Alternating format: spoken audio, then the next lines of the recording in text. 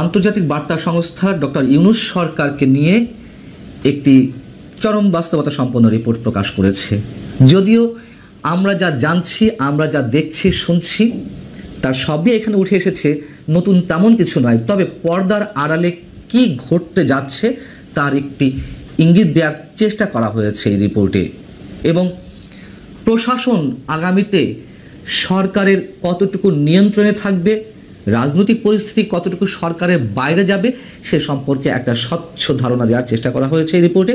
রিপোর্টের শিরোনাম হচ্ছে what's behind the political tension rolling Bangladesh. এখানে বলা হচ্ছে বাংলাদেশের রাজনৈতিক উত্তেজনা ক্রমশই বাড়ছে, এর পেছনে একাধিক জটিল সামাজিক, প্রশাসনিক এবং রাজনৈতিক বাস্তবতা কাজ করছে। এবং কতটা বাস্তবতা কাজ করছে সে তো আমরা দেখলামই। মঙ্গলবার কিভাবে অশান্ত হয়ে উঠেছিল সচিবালয়, নতুন যে সরকারি কর্মচারী অধ্যাদেশ সেটিকে কেন্দ্র করে। এবং এটিকে কেন্দ্র করে নিঃসন্দেহে অনেক কিছু ঘটে যাওয়ার সম্ভাবনা ছিল। সরকারের একটা দূরদর্শী সিদ্ধান্ত নিঃসন্দেহে বলতে হবে যে সরকারের সচিবরা কর্মচারীদের সঙ্গে বসার কথা বলেছে, মন্ত্রিপরিষদ সচিবের কাছে তাদের বার্তা পৌঁছে দেওয়ার চেষ্টা করা হবে। আপাতত সামাল দেওয়া গেছে। আর রাজনৈতিক পরিস্থিতি সে তো আমরা সবাই জানি। এখানে বলা হচ্ছে যে ডক্টর মোহাম্মদ ইউনূসের নেতৃত্বাধীন অন্তর্বর্তী সরকার এক ক্রান্তিকাল অতিক্রম করছে, নিঃসন্দেহে ক্রান্তিকাল। এবং এইগুলো সব made by doctor Yunus administration, নিঃসন্দেহে। বলছে এই রিপোর্ট যে যেখানে ভবিষ্যৎ রাজনীতির রূপরেখা প্রশ্নবিদ্ধ হয়ে পড়েছে। এটা তো নতুন কিছু নয়। বাংলাদেশের আগামীর যে ভবিষ্যৎ রাজনীতি সেটাকে চরমভাবে প্রশ্নের মুখে ফেলেছেন ডক্টর মোহাম্মদ ইউনূস সাহেব, আমাদের প্রধান উপদেষ্টা। রয়টার্স বলছে জনমনে অস্থিরতা বাড়ছে, রাজনৈতিক দলগুলোর মধ্যে বিভক্তি আরও গভীর হচ্ছে, আর একটি বিশ্বাসযোগ্য নির্বাচনের অভাবে আগামী দিনের নেতৃত্ব নিয়ে শঙ্কা তৈরি হচ্ছে। খুব স্বাভাবিক। নেতৃত্বে কে আসবে, কোন রাজনৈতিক দল আসবে, অথবা বর্তমান সরকারের নেতৃত্বেও ডক্টর মোহাম্মদ ইউনূস থাকবেন কিনা সে নিয়েও তো গুঞ্জন অনেক আগে থেকে শুরু হয়েছে। একেবারে আনবায়াসড একটা রিপোর্ট করেছে রয়টার্স। এবং এই যে একটা চরম অস্থিরতার চারিদিকে, সেই উদর পিণ্ডি বুদর ঘাড়ে চাপানোর যে চেষ্টা করা হচ্ছে, সব কিছু দায় আওয়ামী লীগের উপর চাপানোর চেষ্টা করা হচ্ছে, সেটি আবার এখানে বলা হচ্ছে যে প্রধান উপদেষ্টা প্রেস সচিবের বরাত দিয়ে প্রেস সচিব শফিকুল আলম জানিয়েছেন, আওয়ামী লীগের নিষেধাজ্ঞার ফলে সরকারকে অস্থিতিশীল করার প্রচেষ্টা শুরু হওয়ার পর যুদ্ধের মতো পরিস্থিতি থেকে বেরিয়ে আসার জন্য সবার প্রতি আহ্বান জানিয়েছেন প্রধান উপদেষ্টা ডক্টর মোহাম্মদ ইউনূস। রাজনৈতিক দলগুলোর সঙ্গে যে বৈঠক অনুষ্ঠিত হলো শনিবার এবং রোববার, তার মধ্যে ডক্টর মোহাম্মদ ইউনূস বলেছেন আওয়ামী লীগের রাজনৈতিক কার্যক্রম নিষিদ্ধ করার পর থেকে একটা যুদ্ধ অবস্থা তৈরি হয়েছে দেশে। ডক্টর মোহাম্মদ ইউনূস একজন সম্মানীয় মানুষ, নিঃসন্দেহে আমরা এখনও পর্যন্ত সম্মান করতে চাই। কিন্তু তিনি এই যে ক্রমান্বয়ে এক এক কথা এক এক সময় এক এক ধরনের রং চং দিয়ে বলার চেষ্টা করেন, বিশেষ করে যুদ্ধাবস্থার কথা কতবার বললেন আপনারা বলুন তো? খেয়াল করে দেখুন কত জায়গায় তিনি এই কথাটি বলেছেন। 29শে এপ্রিল পুলিশ সপ্তাহ উপলক্ষে তিনি যখন প্রধান অতিথি হিসেবে বক্তব্য দিলেন, সেখানে তিনি বললেন দেশে যুদ্ধাবস্থা বিরাজ করছে, আমাদের সবাইকে সতর্ক থাকতে হবে। ভারত পাকিস্তান যখন প্রাথমিক যুদ্ধে বেঁধে গেল, তখন তিনি আবার নৌবাহিনীর একটি অনুষ্ঠানে বললেন এই যুদ্ধ শুরু হয়ে যায় অবস্থা, সকালে ঘুম থেকে উঠিয়ে দেখি এই অবস্থা, আমাদেরকে যুদ্ধের জন্য প্রস্তুতি নিতে হবে এবং যেন তেন কোনো প্রস্তুতি নয়, যাতে আমরা যুদ্ধে জয়লাভ করি সেই ব্যবস্থা নিতে হবে। কেন এই ধরনের কথা বারবার বলছেন? আবার কি বললেন নতুন করে রাজনৈতিক দলগুলোর সঙ্গে যে আলোচনা শুরু করলেন শনি রোববার, সেখানে তিনি বললেন আওয়ামী লীগের রাজনীতি নিষিদ্ধ করার পর থেকে দেশে যুদ্ধাবস্থা তৈরি হয়েছে। তার মতন একজন ব্যক্তিত্বের কাছ থেকে আমরা এ ধরনের খেলো মন্তব্য নিশ্চয়ই আশা করতে পারি না। বিষয়টা হচ্ছে যে তিনি মন্তব্য করতেই পারেন, কিন্তু একই কথা এক এক সময় এক এক ধরনের রং চং লাগিয়ে, কখনো ভারত পাকিস্তান, কখনো এমনি মানে তারা ক্ষমতা টিকে থাকার জন্য যুদ্ধের কথা বলবে, অস্থিতিশীলতার কথা বলবে, আবার কখনো আওয়ামী লীগের রাজনীতি নিষিদ্ধ হওয়ার পরে এই অবস্থা তৈরি হয়েছে। খুবই অদ্ভুত। রয়টার্স বলছে সরকার এখনো পর্যন্ত জাতীয় নির্বাচনের নির্দিষ্ট সময় ঘোষণা করেনি, তবে তারিখ অনির্দিষ্ট থাকার কারণে বিরোধী দলগুলোর চাপ বৃদ্ধি পেয়েছে এবং বিএনপি প্রসঙ্গে বলা হচ্ছে যে বিএনপি স্পষ্টত জানিয়ে দিয়েছে ডিসেম্বরের মধ্যে নির্বাচন না হলে তারা সরকারের প্রতি সমর্থন রাখবে কিনা সেই বিষয়টি তারা বিবেচনা করবে, সেটিও এখানে উঠে এসেছে রয়টার্সের প্রতিবেদনে। এবং সেনাপ্রধান সম্পর্কে যেটি বলা হচ্ছে যে এই যে চাপ ডক্টর মোহাম্মদ ইউনূসের প্রতি, তাতে আরও বেশি আগুন লাগিয়ে দিয়েছেন বাংলাদেশের সেনাবাহিনী প্রধান জেনারেল ওয়াকারুজ্জামান।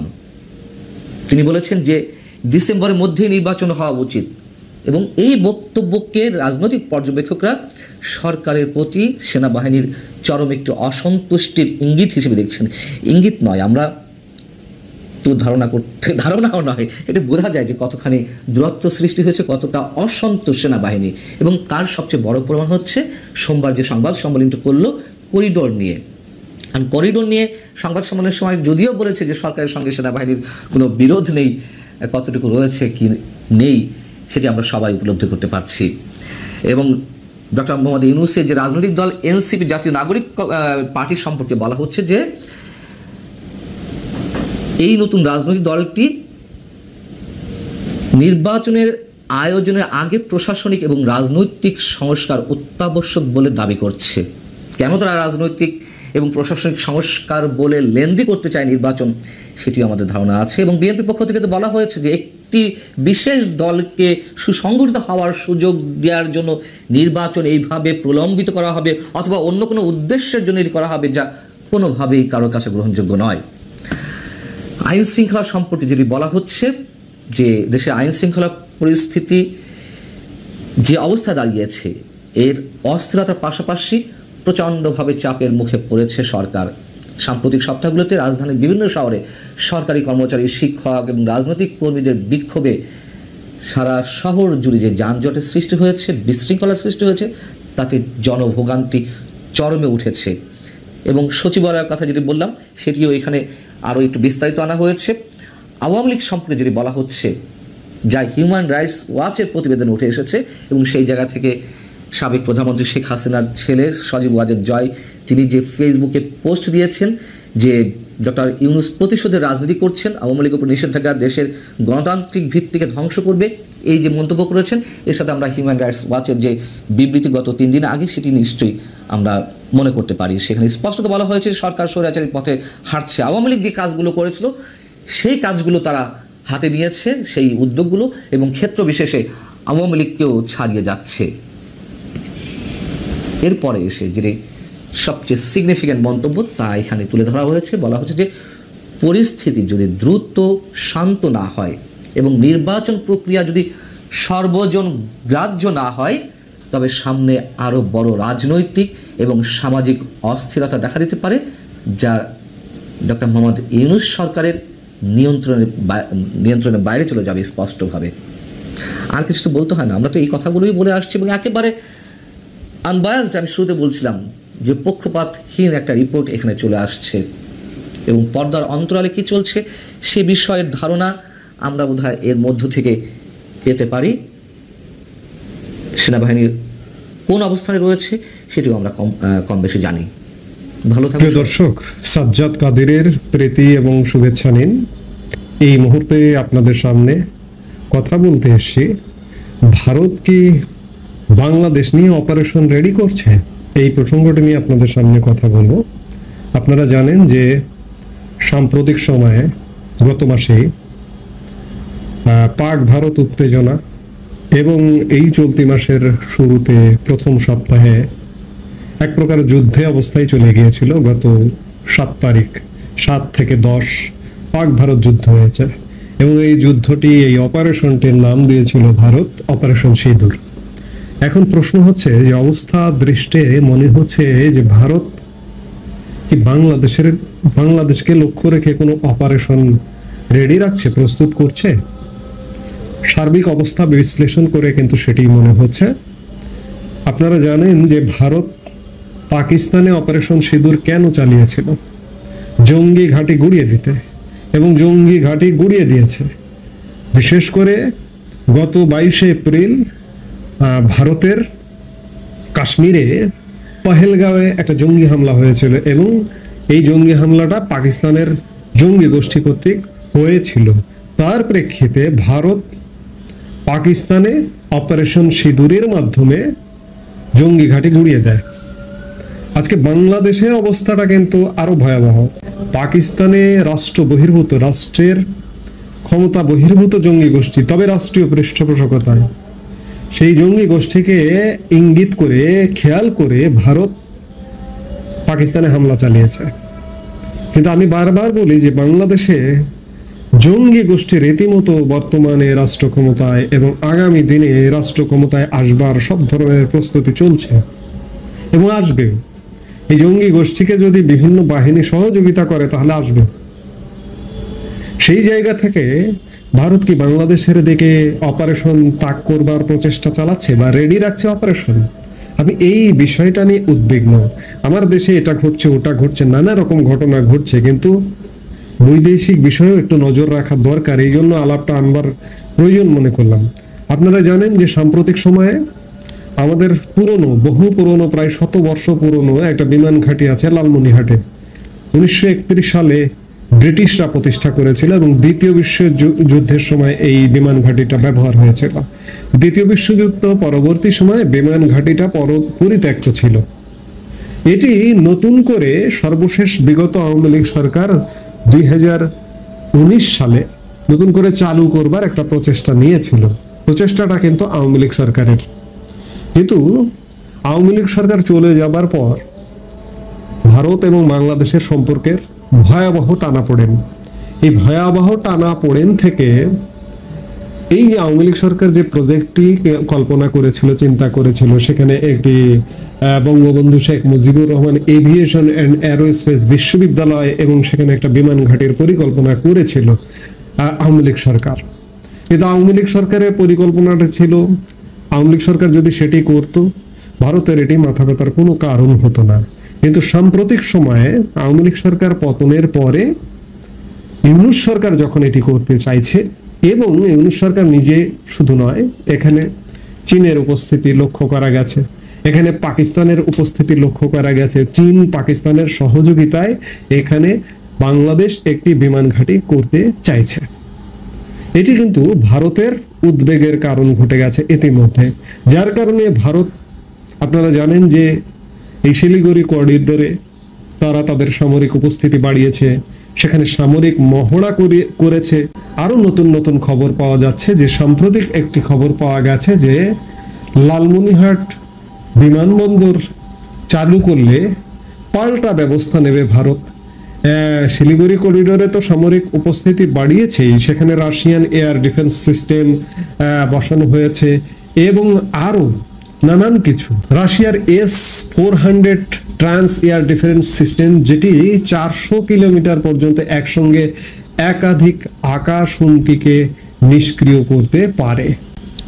নতুন করে সংবাদ মাধ্যমে আরেকটি খবর এসেছে যে লালমনিরহাট বিমানবন্দর চালু করার ঘোষণার পর ত্রিপুরা রাজ্যের কৈলাস শহরের পুরনো একটি বিমানবন্দর সংস্কারের কাজ শুরু করেছে দেশটি।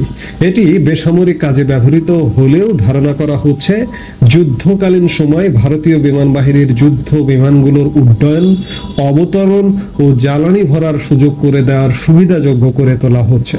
মঙ্গলবার বিশেষ এক প্রতিবেদনে এমনটাই জানিয়েছে ভারতীয় গণমাধ্যম অনলাইন এনডিটিভি।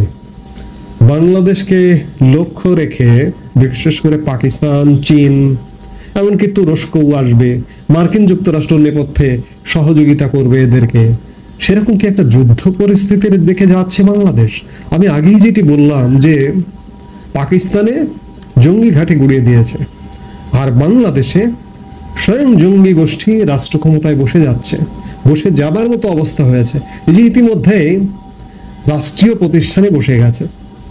ঢাকা উত্তর সিটি কর্পোরেশনের একজন প্রশাসক বসানো হয়েছে, যার বিরুদ্ধে হিজবুত তাহরিরের, আমি গতকালকের একটা ভিডিওতে আলাপ করেছি, হিজবুত তাহরিরের সাথে সংযুক্ত থাকবার একাধিক প্রমাণ গণমাধ্যমে ভেসে বেড়াচ্ছে। অর্থাৎ বাংলাদেশের এই সামগ্রিক অবস্থাকে ভারত কিন্তু কোনোভাবেই নিচ্ছে না, যার দরুন একের পর এক নিয়ন্ত্রণ আরোপ শুরু করেছে। ভারত বাংলাদেশের সাথে বাণিজ্যিক সম্পর্ক অনেকটা কমিয়ে দিয়েছে। বাংলাদেশ থেকে পণ্য রপ্তানির ক্ষেত্রে, স্থলবন্দর থেকে দিয়ে পণ্য রপ্তানির ক্ষেত্রে নিষেধাজ্ঞা দিয়েছে। এমন নিষেধাজ্ঞা দিয়েছে যে সমুদ্র বন্দর দিয়ে পণ্য রপ্তানি ভারতে এক প্রকার আসলে অসম্ভব। সেই জায়গায় ব্যবসা বাণিজ্য বন্ধ হয়ে যাচ্ছে, কূটনৈতিক সম্পর্ক একদম তলানিতে, দুদেশের ভিসা, বিশেষ করে ভারতীয় ভিসা, বাংলাদেশিদের জন্য ভারতীয় ভিসা বন্ধ।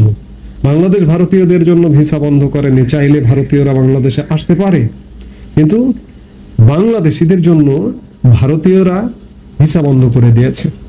অর্থাৎ নানা রকম টানপোড়েন চলছে। আমি যেটি বললাম যে জঙ্গি ঘাঁটিতে হামলা করেছে পাকিস্তানে, কিন্তু বাংলাদেশে যদি রাষ্ট্র ক্ষমতায় জঙ্গি গোষ্ঠী বসে যায়, এই যে ঢাকা উত্তর সিটি কর্পোরেশনের প্রশাসকের মতো, তাহলে কি হবে? তাহলে কি বাংলাদেশকে অ্যাটাক করবে ভারত?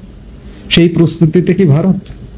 এমনটাই তো মনে হচ্ছে, কারণ ওদিকে পশ্চিম সীমান্তে পাকিস্তান চোখ রাঙাচ্ছে, আবার বাংলাদেশকে দিয়ে পাকিস্তান পূর্ব সীমান্তে পাকিস্তান, চীন, তুরস্ক কিংবা মার্কিন যুক্তরাষ্ট্র নেপথ্যে থেকে এদিকে কি চোখ রাঙাবে ভারতের এদিকে?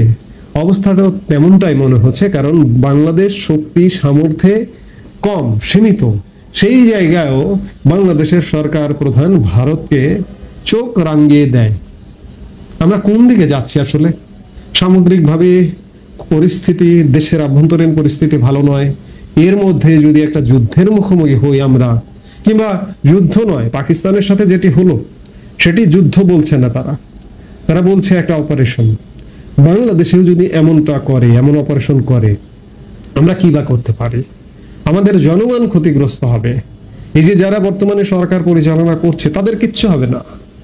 তারা যে কোনো মুহূর্তে, তারা যেহেতু অনির্বাচিত, তারা কোনো দায়বদ্ধতা নেই জনগণের সাথে, জনগণের সম্পর্ক নেই। এই যে দুদিন আগে একটা খবর বেরোলো যে একজন উপদেষ্টা পরিষদের সদস্য আছেন, 1991 সালে সংসদ নির্বাচন করেছিলেন, মাত্র 249 ভোট পেয়েছিলেন। ভোট পেয়ে জামানত বাজেয়াপ্ত হয়েছিল। আদিলুর রহমান খান, শিল্প মন্ত্রণালয়ের উপদেষ্টা। এই ধরনের উপদেষ্টারা দায়িত্ব পালন করছেন যাদের সাথে জনগণের কোনো সম্পৃক্ততা নেই। তারা তো চলে যাবেন, তারা তো রক্ষা পেয়ে যাবেন, কিন্তু বাংলাদেশের জনগণের কি হবে, এই চিন্তাটা আমার কুড়ে কুড়ে খায়। এই অবস্থা থেকে উত্তরণ হতে হলে এই যে বর্তমানে যে একটা সাজানো গোছানো একটা ক্রিয়েটেড, মানে অনির্বাচিত অবৈধ একটি সরকার, এই সরকারটির অবসান হয়ে একটি জনগণের সরকার যদি না আসে, বাংলাদেশ কিন্তু ভারতের সাথে ঠোকাঠুকি লাগবে, মাস্ট। ভারতীয় পরিবেশ পরিস্থিতিটা কিন্তু সেদিকেই যাচ্ছে, যথেষ্ট উদ্বেগ ছড়াচ্ছে।